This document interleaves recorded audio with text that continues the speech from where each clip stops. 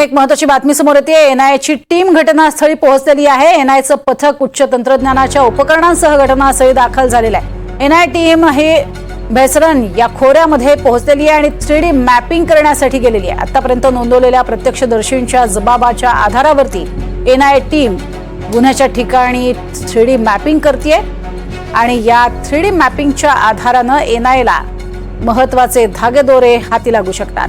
अधिक माहिती रामराजे शिंदे यांच्याकडून घेणार आहोत। रामराजे, एनआयएची टीम घटनास्थळी ज्या पद्धतीची पाहणी करतेय त्याबद्दल थोडीशी माहिती द्या।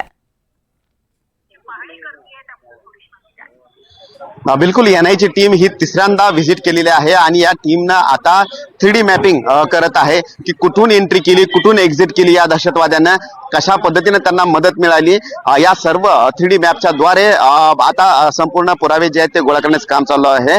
आणि दुसरं म्हणजे की 100 जे प्रत्यक्षदर्शी होते, आय विटनेस होते, साक्षीदार होते, त्यांचे जबाब जे आहेत ते नोंदवण्याचं काम सुद्धा केलेलं आहे आणि त्या माध्यमातून एक एक धागे जे आहेत ते जोडले जात आहेत आणि कशा पद्धतीने हे आतमध्ये घुसले होते, लोकेशन कसं सिलेक्ट करण्यात आलं होतं, त्यांना मदत कोण केली होती, या सर्वच गोष्टी जे आहेत ते आता एनआयएची टीम जी आहे ती पुन्हा नव्यानं एकदा तपासते। नक्कीच ही जी पाहणी होती ही अतिशय महत्त्वाची असणार आहे। पहलगाम हल्ल्यासंदर्भात ते सगळी पाळंमुळं जी आहे ती खणून काढावी लागणार आहेत आणि पाकिस्तानच यामागे कसा दहशतवाद पसरवतोय हेही दाखवण्याचं काम एकीकडे केलं जातंय। एनआयएची टीम यासाठी अर्थातच किती माहिर आहे याबद्दलही थोडी माहिती द्या।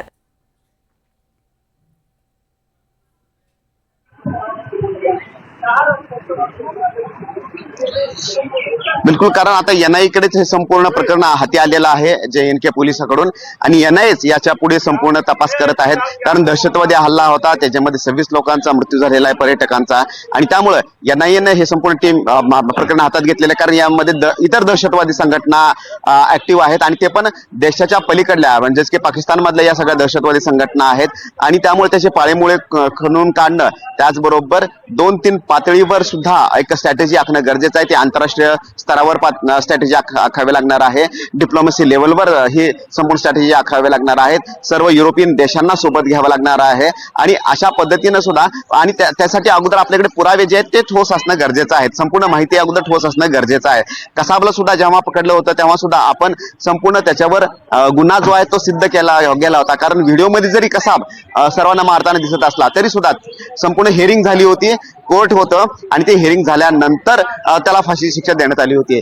तशाच प्रकारे इथं सुद्धा करावं लागणार आहे, कारण लीगल पद्धतीनं, अधिकृत पद्धतीनं संपूर्ण प्रक्रिया जी आहे ती पार पाडावी लागणार आहे। पुरावे गोळा करावे लागणार, साक्षीदार गोळा करावे लागणार आहेत, त्यांची माहिती घ्यावी लागणार आहे आणि कशा पद्धतीने हल्ला घडवून आणला होता ते सुद्धा माहिती जी आहे ती घ्यावी लागणार आहे। 26/11 ही आपल्याला यापूर्वी मोठा हल्ला झाला होता, त्यानंतर हा दुसरा सगळ्यात मोठा हल्ला म्हणावा लागेल। नक्कीच धन्यवाद या संपूर्ण सविस्तर माहितीसाठी रामराजे।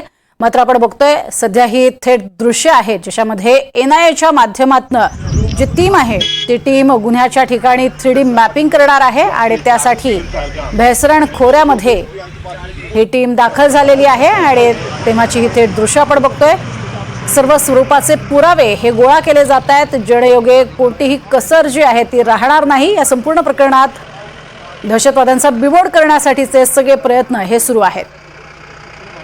ही एक्सक्लुझिव्ह दृश्य आपण बघतोय फक्त NDTV मराठीवरती, ज्या माध्यमातून आपल्याला लक्षात येते की कशा पद्धतीनं सगळ्या अत्याधुनिक उपकरणांसह एनआयए तिथे पोहोचलेली आहे।